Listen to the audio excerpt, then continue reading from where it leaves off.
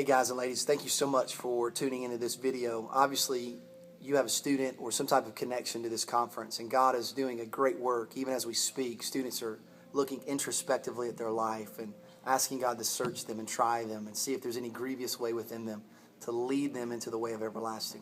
When I was a high school senior, now looking back several years ago, 1994, high school senior, so confused about the future, God reached down in His sovereignty and called me to ministry. As a freshman in high school, I responded to the gospel and had no idea that God would change the trajectory of my life. And it was Isaiah chapter 6, verse 8. Who will go for us? Whom shall we send? And Isaiah said, Lord, send me. Here I am. Send me. And as a high school senior, I just began to submit to the agenda and to the plan and purpose of God. And so this particular weekend, what we're doing is we're working through Isaiah 6, verses 1 through 8. And so last night we talked about seeing Jesus high and lifted up. Isaiah saw the glory of Jesus. In the Old Testament, speaking of this Christophany, he saw the Jesus that we love and adore and worship, the King of Kings and the Lord of Lords. And John 12, verse 41 speaks that. He saw these things because he saw the glory of Jesus.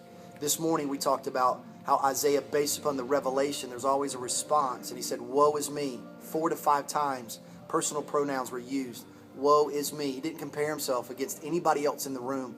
But he said, God, search me, know me. You know everything about me, that my life is distorted, my life is broken, my life is bankrupt, and apart from you, I'm dead and doomed.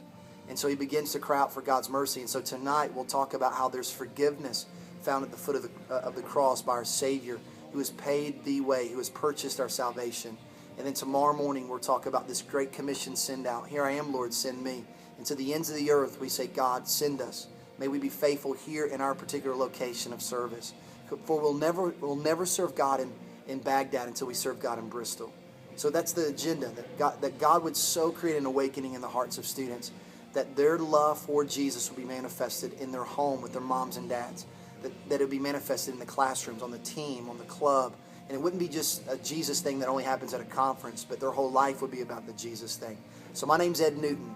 And thank you so much for sending your student or somehow having a connection to this conference, because it's been incredible. And we're asking God to do the significant, not just for 2 days, but for the 20 years to come, that these students would live for God all the days of their life. So much love. Thanks again.